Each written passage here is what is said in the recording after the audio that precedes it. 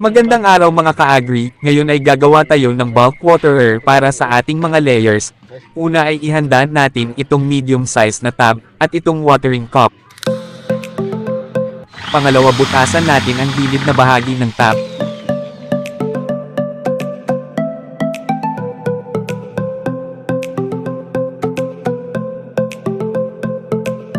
Pagkatapos butasan, ikabit ang watering cup, at ilock sa loob kasama ang gasket ng watering cup para hindi tatagos ang tubig sa loob. Napaka-isang ikabit mga ka-agri, napaka-importante po mga ka-agri na meron tayo nito sa ating manukan lalo't kung wala tayo palagi sa bahay, yun lang. God bless.